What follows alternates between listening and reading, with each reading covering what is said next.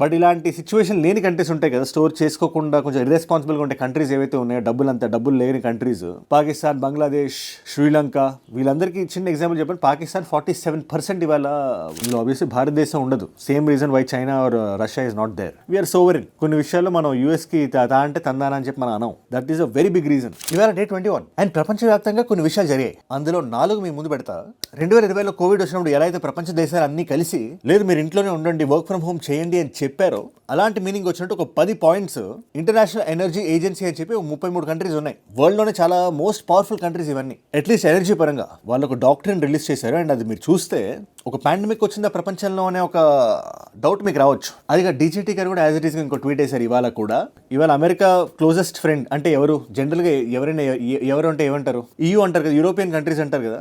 ఇప్పుడు European countries నే తిడుతూ నిన్న బెంజమిన్ నేతన్యాహుతో గొడవైందనే విషయం మనందరం చూసాం. మనం ఇవాళ యూరోపియన్ కంట్రీస్ ని తిడుతూ ఆయన ట్వీట్ వేసాడు ఆయన. ఇదే కాదు, ఇరాన్ ఖతార్ ని అటాక్ చేసింది. ప్రపంచంలో ఉండే గ్యాస్ రిజర్వ్స్ లో ఒక 15% వైపౌట్ అయిపోయిందని మాట్లాడుతున్నారు ఇవాళ. You need to know. Just a few hours ago, the world's biggest liquefied natural gas facility, Qatar's Ras Laffan, was damaged by an Iranian missile strike. And you know what is the best part? America F-35 కదా చాలా ప్రౌడ్గా చెప్పుకుంటారు. ఇవాళ Iran claim ఏంటంటే ప్రపంచంలోనే first ever time మేము ఒక F-35 కొట్టాం అని క్లెయిమ్ చేస్తాం. దాని వెనకాల ఉండే నిజాన్ని కూడా మనం పరిశీలిద్దాం ఇవాళ వీడియో ఎండ్ అయ్యే లోపల. As a significant escalation, Iran has reportedly struck and seriously damaged America's most formidable fighter jet, the F-35. అన్ని టక కట్టే కొట్టే తెచ్చేలా రౌండ్ అప్ వేస్తాను, మీరు జాగ్రత్తగా వినండి. అండ్ ఇలాంటి టైంలో యుద్ధ సమయంలో there is every hour there is an update. అలాంటి ప్రతి అప్డేట్ ని అందరికీ అర్థమయ్యే భాషలో సింప్లిఫై చేసి ఈజీగా మనం మాట్లాడుకునే భాషలో ఒక 10-15 నిమిషాలు వీడియో చేసి మీ ముందు పెట్టేస్తున్నా. ఈ నాలెడ్జ్ ఫిల్ మీ దాకా రావాలి అంటే మీరు ఏం చేయాలి, కింద కనబడే సబ్స్క్రైబ్ బటన్ నొక్కి పెట్టేసుకోండి. సబ్స్క్రైబ్ చేశారుగా, డన్.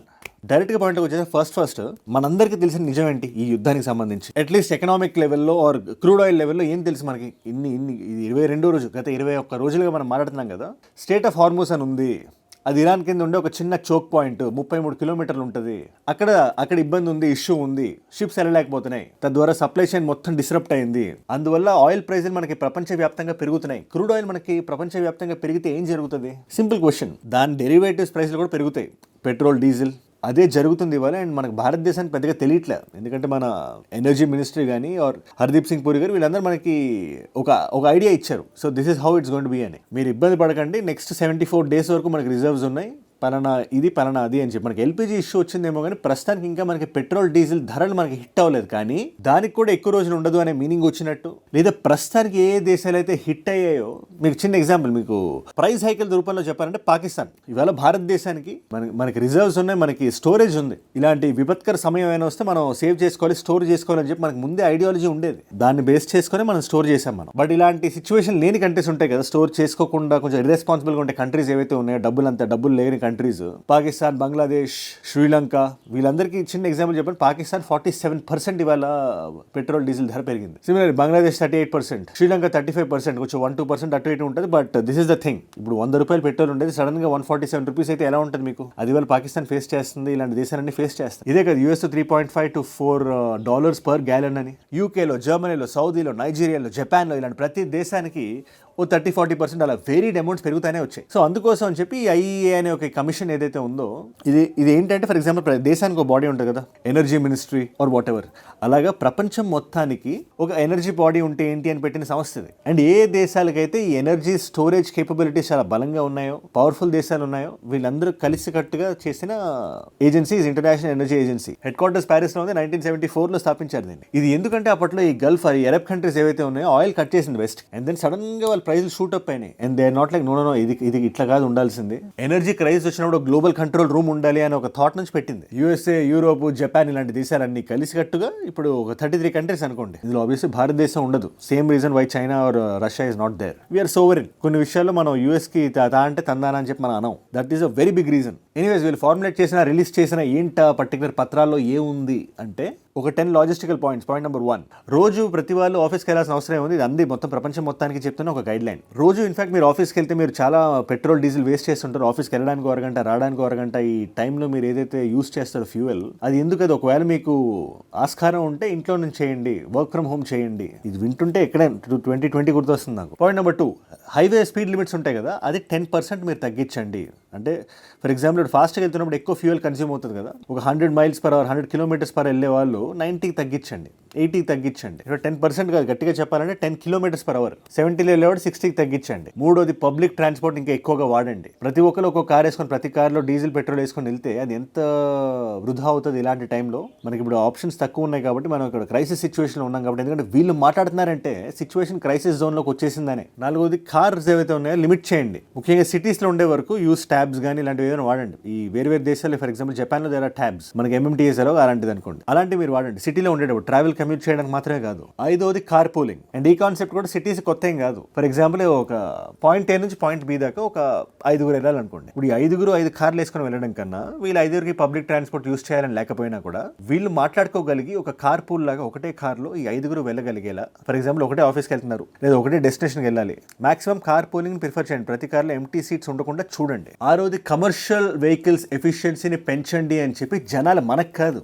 ఇండస్ట్రీస్కి ఆల్మోస్ట్ ఒక దిశానిర్దేశం చేసినట్టు ఒక పాయింట్ ఉంది అక్కడ. See there being very very clear. ఇవాళ మనకి ఎంత ఫ్యూయల్ ఎఫిషియన్సీ, ఫర్ ఎగ్జాంపుల్ ఒక కారు 1 లీటర్ పెట్రోల్ వేసుకుంటే 5-4 అలాంటి కార్లు కాదు ఫ్యూచర్లో మీరు రెడీ చేయాల్సిన కార్స్. ఎందుకంటే ఇలాంటి విపత్తి ఇవాళ వచ్చిందంటే రేపు మళ్ళీ వస్తుంది. Most of the cars fuel ఎఫిషియెంట్గా ఉండాలి. అదంత లగ్జరీ లేకపోయినా పర్లేదు కానీ ముందు అది చూడండి మీరు అని చెప్పి, దట్స్ ద పాయింట్. తర్వాత ఎల్పిజి సిఎన్జీలు అవి ఉంటాయి కదా, అవి వెహికల్స్ నుంచి మీరు పక్కన పెట్టేసి దాన్ని ముఖ్యంగా కుకింగ్కి మాత్రం వాడండి. మీరు ట్రావెల్కి ఎల్పిజీలు ఇది ప్రస్తుతానికి ఇది లగ్జరీ ఇది, ఎందుకంటే ఎల్పిజి సప్లై చైన్ మొత్తం కొంచెం డిస్రప్ట్ అయింది కదా, అందుకని always keep this in mind అని చెప్పి అది నెక్స్ట్ పాయింట్. ఇకపోతే 8వ పాయింట్, ఎయిర్ ట్రావెల్ మీరు ఎప్పుడెప్పుడైతే ఎక్కడెక్కడైతే అవాయిడ్ చేయగలుగుతారో అక్కడక్కడ చేయండి, పర్వాలేదు. ఎందుకంటే ఆయిల్ కన్సంప్షన్ లో ఎయిర్ ట్రావెల్ ప్రప్రథమంగా ఉంటుంది. ఇలాంటి టైంలో ప్రతి వాళ్ళు ప్రతి విషయానికి ఎయిర్ ట్రావెల్ చేస్తే ఇలాంటి టైంలో అది మంచిది కాదు అని చెప్పి వాళ్ళ పాయింట్. 9వ ఎలక్ట్రిక్ కుకింగ్ కి స్విచ్ చేయగలిగితే స్విచ్ చేయండి. ప్రతి టైంలో ఎల్పిజి అనేది దాని మీద డిపెండ్ అవ్వడం అంత కరెక్ట్ కాదు. ఇక నీ పాయింట్ ఎక్కడి వరకు వెళ్తుందో నాకు తెలియదు కానీ ప్రస్తుతానికి ఇట్ ఈస్ దేర్. 10వది ప్రతి ఇండస్ట్రీ కొంచెం కాంప్లికేటెడ్ ఉంటుంది. స్విచ్చింగ్ ఫ్యూయల్ కాన్సెప్ట్ అని ఉంటుంది పెట్రోకెమికల్స్ అనే ఒక థియరీలో. మీరు ఇండస్ట్రీ ఒక పలానా ఇండస్ట్రీ పలానా ఫ్యూయల్ మాత్రమే వాడగలుగుతుంది అనే ఒక కండిషన్లో లేకుండా స్విచబుల్ ఫ్యూయల్స్ ఉండేలా మీరు ఎకో సిస్టమ్స్ క్రియేట్ చేయండి అని చెప్పి ఇది కూడా again to industries they telling. ఇప్పుడు ఇవన్నీ పాయింట్స్లో మనకి డైలీ మనం గుర్తుపెట్టుకోవాల్సిన మనకి ఎఫెక్ట్ అయ్యే పాయింట్స్ ఏంటి.